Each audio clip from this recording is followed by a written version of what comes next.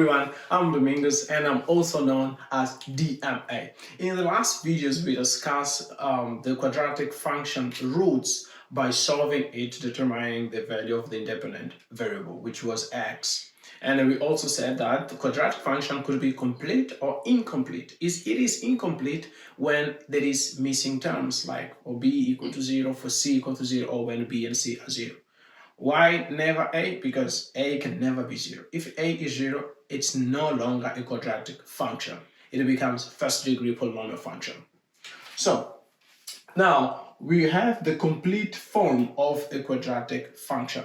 How do we solve when the terms are now complete? All the terms are present, there is no term missing, so when it's complete. We're going to use the famous quadratic formula. But we're not just gonna write it and then use. We're gonna demonstrate where it comes from.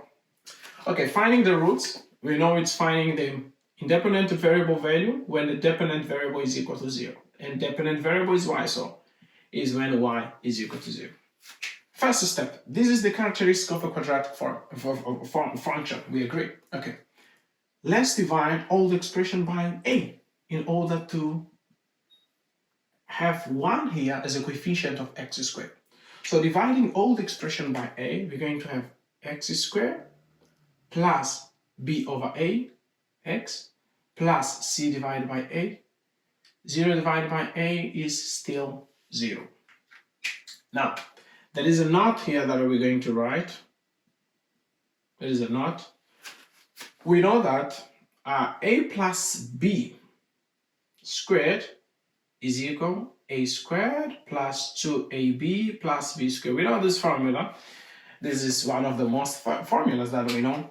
That's the square of the sum of two expression. A plus b to the power 2 is equal to a squared plus 2ab plus b squared. We all agree.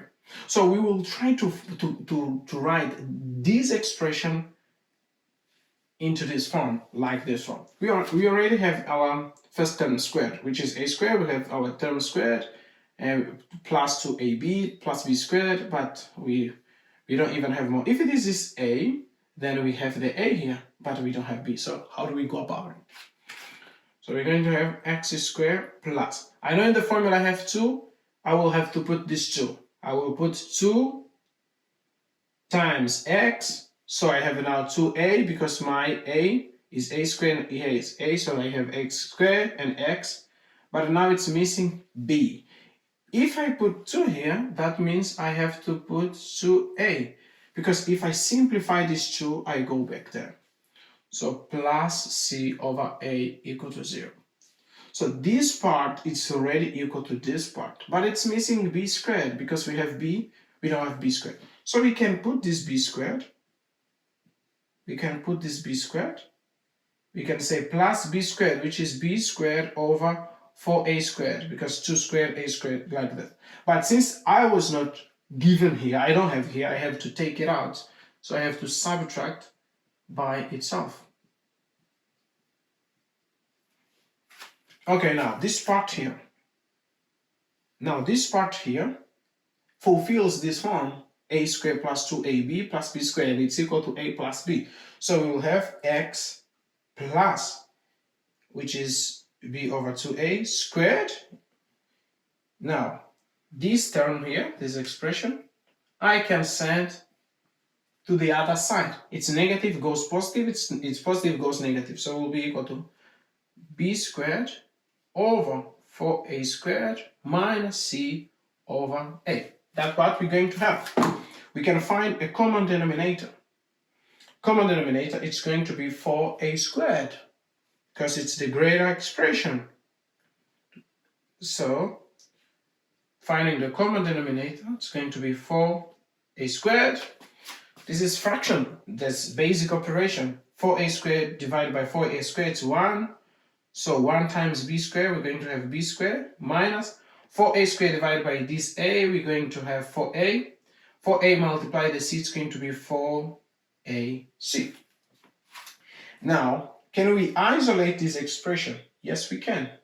Isolating this expression, it's putting square root on the both sides. So that means we're going to have x plus b over 2a equal to plus or minus, now we're putting square root on both sides, so square root of b squared minus 4ac over 4a squared, because it's what we have here. Now what happened? We can separate the numerator and the denominator, each one with its square root. So we're going to have x plus b over 2a equal plus or minus b square root of b squared minus 4ac over, what is the square root of the denominator? It's 2a, because a squared, it's the same as a when it comes out from the square root. So I can isolate x. Isolating x, this is positive, goes that side negative, plus or minus square root of a b squared minus 4ac over 2a. Now, if they have the same denominator, I can write them in the same way, in the same denominator, I mean. So we're going to have x equal to minus b. If the denominator are the same, we keep the denominator and we add the numerator in addition. So 2a. So that's the most famous quadratic formula that we know. So that means for any quadratic equation, even if it's complete or incomplete, we can use this formula and we can quickly solve it. Okay, now after finding the quadratic formula, we have plus or minus there. So that means we will have two values for x. So x1, you can say minus b plus square root of b squared minus 4ac over 2a, or we have also x2, which is minus b squared minus 4ac over 2a. So after you're using the formula to find the value of x, you will have a plus or minus. So you just split them. You say x1 is with the positive, and then x2 is negative. Even if you say this is x2, this is x1, there is no problem. The order does not really matter. What matters is the signs. If you're using plus or minus, that's what matters. So, and then what they did, the scientists decided to let's let b squared minus 4ac to be equal to delta, the Greek letter.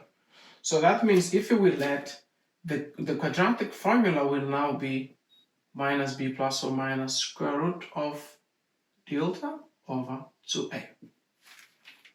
Yeah, so that's what happened. Now, let's state some conditions that are important. Conditions for delta. Conditions for delta. Some conditions for delta. Okay. Some conditions for delta. Condition number 1. If delta is a positive number, this is a way of denoting a positive number in maths. In another word, if b squared minus 4ac is a positive number, that implies that the equation will have two roots that are different. So that means x1 and x2, they won't be the same if the delta is positive. 2. If delta in this case is equal to 0, that means the x1 and x2, which are the roots of the equation, they will have the same value. x1 will be the same as x2. Now condition 3, if delta is less than 0, in other words a negative number, that means x1 and x2 are not real numbers. So if you want the roots of the quadratic function to not be a real number, then you just state that the delta has to be less than 0, which is negative number. So those are the conditions, because sometimes in a problem they may ask you find the roots of the quadratic equation so that they have two different roots or two same roots or not like real numbers. Okay, this is the condition that you apply. So if you enjoy, leave your like, your comment, subscribe, and most importantly, share with your friends.